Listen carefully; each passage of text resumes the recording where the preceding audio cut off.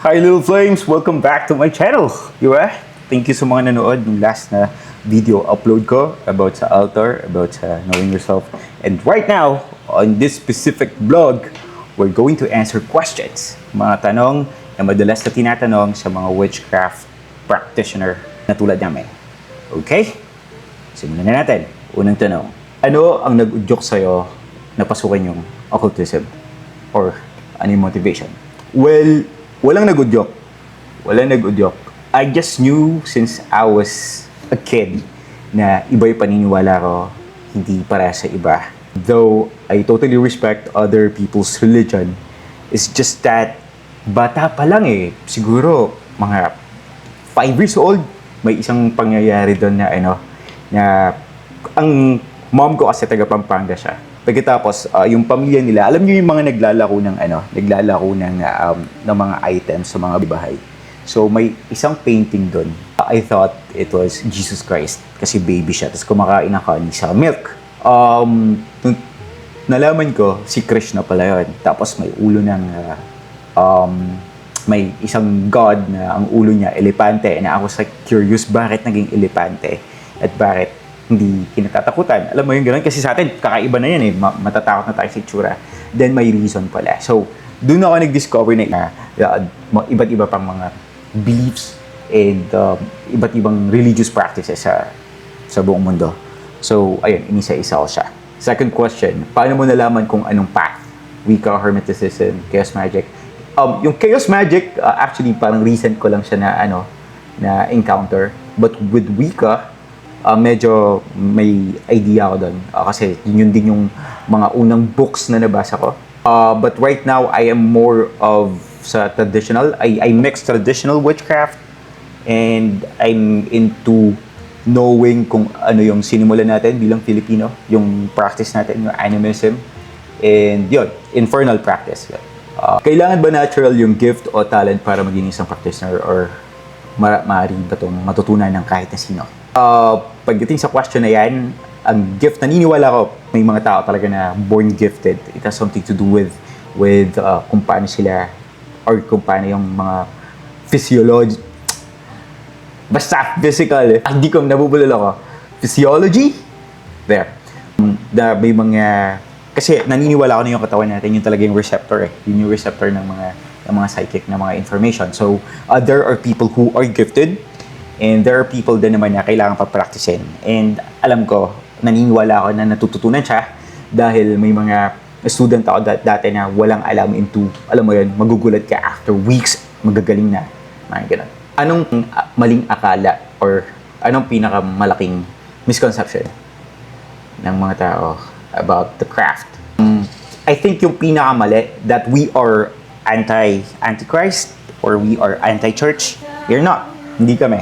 Sila yung anti-us. Pero us, actually maraming mga witchcraft practitioner na mga nasa discipline ng folk Catholicism or lihim na karunungan na nag-ano sa church. As for us, hindi namin kaaway yung church, hindi namin sila inaaway, and makikita nyo sa mga comment section kami yung mga unang inaatake dahil nga sa paniniwala nila kapag ganito, makademonyo siya. Which in fact, yun din, mali din yung perception of what witchcraft is talaga. Na akala nila tungkol sa kulam-kulam. Hindi lang po ito tungkol sa kulam-kulam. Hindi limited sa kulam. Okay? Paano mo sinabi sa iyong pamilya o kaibigan tungkol sa paniniwala or practice? They just knew. Dahil sa family din. Kasi parang hindi bago. Hindi siya bago sa pamilya. Hindi siya bago sa ancestry. Hindi lang ako. There you go. Books and resources na may pinakamalaking influensya sa iyo sa spirituality. Pinaka-unang libro na nabasa ko na may kinalaman sa witchcraft, yung book ni Tony Perez. Si Sir Tony Perez, yung nagturo sa akin ng maraming bagay na, kasi nung panahon na yun, during the 90s, wala pa namang yellow basket. So, ang tinuro kasi sa amin ni Tony Perez, hindi ko alam doon sa mga iba na nagpa-practice din. Feeling ko, masasabi nila na yun din yung natutunan nila na hindi lahat ng ingredients kailangan mong i-outsource. Madalas yan nasa kusina mo lang. Okay? Ayun, panibagong tawas ni Tony Perez. Yan, And I'm just so blessed na bago mamatay or bago tayo iwan ni Tony Perez ay nakausap ko pa siya. Ayan, si Sir Tony Perez yung isa sa ano ko talaga. Siya yung naging foundation ko. Plus, Initiation to Hermetics ni Franz Bardon. There is this Wiccan book na may nagkaroon ng Wiccan book dati pero pinotocopy ko lang siya kasi mahal yung kopya. Unfortunately, hindi ko maalala kung ano yung title ng libro pero yun. Ayun, yun yung mga foundation, yun yung mga doon ako nagsimula. And yung nakikita ko sa mga titas and lolas na kapag nang gagamot sila. Yun yung mga panimulang ano. Naka-center ba ako sa camera? Yeah, I think so. Anyway, anong pinagkaiba ng magic na may K sa karinawang stage magic? We're not stage. So, yun yung sagot. Sining ng ilusyon or the stage magic, performative siya. Magic with the K, it has something to do, medyo tagu to. Siguro yun yung difference. Yung magic with the K, tagu siya. It is a cult, secret siya. With magic na C lang, it's performative. It's supposed to be performed sa tapat ng mga tao. Kailangan ko ba ng altar para makapagsimula? Yeah, of course. You can start with alam mo yun, kung hindi ka open sa family mo, you can start a little altar na nandun lahat. Correspondences, representation ng air, feather ng ibon, representation ng water, probably shells, a bowl of water, yan. A representation of fire, the coal, or the candle, could be. Pero madalas yung coal kasi doon mo nilalagay incense. And ayun, air, fire, ano pa isa? And earth. Earth has, pwede ka mag-offer ng seeds or grains. Yan. And depende pa rin sa mga deity na gusto nyong mga trabaho. So yun yung mga offering. Ay, hindi pala representation pa lang pala yung pinag-usapan natin. Iba pa pala yung offering. Seeds would do. Or a crystal, yan, gamit. That would be the best interpretation or representation of crystal as long as nire-represent din ng crystal na yon yung earth, okay? You can use all crystals na represented ng or ang correspondence niya is yung mga elements na earth. Ligtas ba para sa mga nagsisimula na mag-eksperimento sa mga ng walang gabay or isang mentor? I think so. I think it's safe. Actually, hindi. Hindi ko alam. Kasi hindi din ako nagabayan. So, there are times na nalagay ko yung sarili ko sa bingit talaga. Nalagay ko yung sarili ko sa, yung na-hospitalize ako ng malala tapos walang diagnosis. Nakapag-invoke ako na biglang madaming spirit dito sa bahay. Mga ganun. It is dangerous but it's worth it. Alam niyo yun? Like, if yung tulad nga na sinasabi ko, if you live, then you have a story to tell. Diba? If you don't, then see you on the next lifetime. Paano nakaka-apekto sa yung religious background? No, never. Hindi siya naka-affect. Gaano kadalas yung pag-practice ng arts and gaano kadalas yung rituals? It's actually every day. Pag pumasok ka na dito, it's an everyday thing. It's a lifestyle, okay? There are many rituals na gagawin mo and there are huge rituals na gagawin mo. Depende sa event. Yung mga huge rituals na gagawin, madalas sinasabay mo siya sa international na known na practices or international known na mga schedule ng celebration. Okay? May tao ata sa labas. I don't know. Ano paborito mong tool? Tarot cards, Athame, at bakit ito yung pinaka-epektibo para sa'yo? I don't have favorites actually, but tarot cards, yeah. Dahil magagamit mo yung tarot cards sa napakaraming bagay. You can do it with divination, you can do it for spell works. Wala kang favorite. Like, parang hindi ko kailangan magkaroon ng favorite sa mga gamit na meron ako. I love them all, parang gano'n. How do you prepare your space for a ritual? Depends. As for infernal practice, mirrors should be covered. Ganyan. Mirrors, television, all of the monitors, dapat may takip siya. Mga nag-aano ng reflection. And may mga bagay na hindi ko kayang i-disclose dahil masyadong technical at masyadong private na medyo delikado na baka gayahin. Ano yan? What's that? What's the importance of the phases of the moon and astrology? Planetary. I believe yung question na to has something to do with planetary magic. Yeah, sometimes I practice that. Tinitignan ko yung planetary hour and tinitignan ko yung governing spirit kung naka-align siya dun sa request ko. Yun. You can check it. Pwede mo siya makita sa isang website kasi nakadepende yung planetary hour kung saan ka nakalocate sa mundo. Okay? So, let's say for example, I'm going to have a surgery. Ganyan, sample lang I'm going to have a surgery. I make it to a point that I'm going to do it on a Venus day and at the same time, sana Venus hour din. Alam niyo yan? I do practice that too.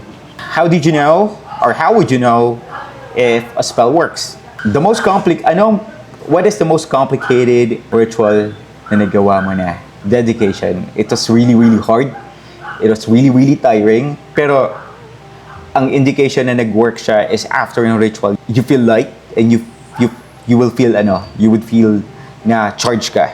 Okay? But the process was really, really tiring. Nag-last siya ng siyam na araw. Napakakulit nun.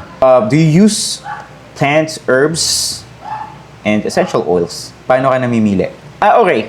When it comes to plants and herbs, after ng career ko as a call center agent, nagtrabaho ako bilang cook. So, bilang chef, most of the ingredients that I use, doon ko na-practice yung what do you call this? Doon ko na-practice yung kitchen magic and it lasted siguro mga 11 years of my life na yun yung pinapractice ko. So, normally, I would check, alam niyo yung color green na book na ang ingay ng aso. Oh my goodness. May kasi sa bahay. So, alam niyo yung libro ng mga herbs. Kung ano yung healing properties niya, pwede niyo siyang i-associate dun sa kailangan yung gawin. Let's say, for example, Damong Maria, di ba? Damong Maria is Mugsworth. If you're going to put the Damong Maria sa isang mainit na tubig, prior to you reading, it will align you to whatever it is na gusto mong i-access. Okay? And kapag pinausukan mo siya, same effect. Ano pa ba? Yung buto ng ipil-ipil could be used for purging. The cactuses, napakaganda din. The balete tree, I'm a fan of balete tree if you want to, for baneful magic, okay? Pero I'm not going to elaborate more kasi nga medyo delikado. Baka may gawin and baka may gumawa and mahirap na. With essential oils, I use lana. Gumagawa ka na lana. Is meditation and visualization an important activity to your practice? Of course. Tulad nga, if you're going to watch my previous video, yung nga sinasabi ko, meditate and visualize. Alam mo yun, healing yourself has something to do with visualization din. Alam mo yun, paano mo nililinis at kinakargahan ng charge yung mga mystical items. Mostly, kung hindi ko sila mabababad sa water with salt, pinapausukan ko sila and I charge them with the moon. Sometimes I use crystal. I use crystal on the right hand, on the left hand, tapos the object on the right. Tapos yun, tina-transfer ko yung energy or inaano ko siya. Or there are times na tinititigan ko isang object and then I visualize like the moon on its full glory dun sa reflection niya. So, may ganung activity. You would experience it and you would know it along the way. Do you have book shadows and what do you normally use? I have book shadows. Before, I used to have it here, pero hindi ko, nasa ibang na siya. So, wala akong written na documents na maipapasa sa ibang tao. And I don't think na, I have no plans of passing it. Naniniwala ka ba sa konsepto ng karma or threefold law? I don't. There are practitioners who do. Before, I did. But right now, I don't. Hindi siya sa I always believe na the cause and effect. Pero yung threefold law, yung tatlong beses yung babalik sa'yo. If you're a really good practitioner, if you're a really good occultist, then alam mo yung mga bagay-bagay na, or alam mo na pwede ka mag-cause ng avalanche and it is your responsibility to protect yourself or to protect you from the severe consequences of whatever it is. Pero, okay, threefold law kasi ang sinasabi ko sa threefold law para yung gravity nung balik. Isa-sample ko din yung avalanche. I would say it's sometimes there are spells na permitted na ginawa siya or ginawa yung spell para turuan yung isang tao, gaano man ka-severe to, so walang karma na babalik sa'yo, especially if you are the one who was hurt. Okay? Ikaw yung ginawan. So, hindi mo energy yon, ibalik mo na lang. What are your thoughts about white magic and black magic? I don't have thoughts. Magic has no color. It doesn't have any morals. So, nope. I don't want to associate magic with colors. So, yung mga sinasabi na yung mga mahika negra, mahika blanca, mahika rojo, no, I'm sorry, nope. I don't want to believe it, and I don't want to put colors into my magic. So, tingin mo ba, or is it ethical to put a spell for someone na hindi niya inallow? Let's say, for example, love spell or healing. I think it, kasi may rule, as an infernal practitioner, kung hindi ako nilapitan, hindi ako gagawa. Maski maganyan ka pa dyan, hindi kita gagawan kapag hindi mo ako nilapitan. Maski kamag-anak pa kita, maski mahal pa kita, kapag hindi mo ako nilapitan at hindi mo sinabi sa akin na kunin mo to, hindi ko siya gagawin. So, no. Respeto ko yun sa maski sa yung mga visions of dying people, hindi ko sila sasabihan. Kasi yun yung natural journey or yung natural na progression ng soul. Kailangan nilang mamatay in order for them to be born again. I have a different views kung ano ang kamatayan, hindi siya nakakatakot para sa akin. So, hindi ako mag-interfere. Yeah, for someone yun din yung madalas ko sinasabi sa mga occult practitioner, yung sinasabi nila na gusto nila makatulong sa ibang tao. Para hindi mo matulungan sarili mo eh. Di ba? And bakit ka mag-interfere sa bagay na sinet na ng universe? Like, kapag nakita mo yung vision na yun, mapaparanoid ka, tapos gusto mo silang i-save. What the fuck? Paano mo binabalanse yung material world and your occult world? Jajakol? I don't know. Kapag after spelling, I felt like I don't want to touch my cards. I don't want to read cards. Hindi ko siya gagawin. Maski bayad pa ako or maski bayaran pa ako, sabihan pa ako na babayaran ka ganyan. No, I will not do that because I'm not comfortable. So, I always follow my heart and I always follow my body. If it is okay, I would do it. If it is not, hindi mo ako mapipilit. Do you believe in gods and goddesses? Of course. Ay, wow, okay. Do you believe in gods and goddesses or are they archetypes? Wow. I'm kind of mixed, okay? Mixed ng both. So, yeah. How do you protect yourself from negative energy and psychic attacks? I have a technique. It's a spider web technique. A spider web technique is like, ako yung spider that I'm gonna put out like a web. Tapos malalaman mo if may disturbances sa paligid. Alam mo yun, tapos mafe-feel mo siya bago siya pumasok sa'yo. And you can do it or you can practice it or you can master it sa constant practice. What's the most important thing that occultism taught you? To live and enjoy life. Sa totoo lang. And to appreciate life. And to see death as something normal or as something natural. And enjoy in the event na dumating ka na doon sa part na yun na you're going to die na, enjoy it. Enjoy the journey. Do you speak to spirits? Yeah. But most of the time, they speak to me. Paano mo masisiguro na ang espiritong kausap mo ay tamang nilalang at hindi isang trickster? Wow. Okay, this is 20 minutes already. I'm going to answer this question. This is a very interesting question kasi ito yung isa din sa mga matatagal kong pinractice. So, ikukwento ko sa kanya, ituturo ko sa inyo on how to check kung trickster ba yung spirit na nagpaparamdam sa'yo. Or kung yung china-channel mo na spirit ay siya ba talaga yon or hindi. Okay? So, watch out for part 2 of this. For now, bye. Bye.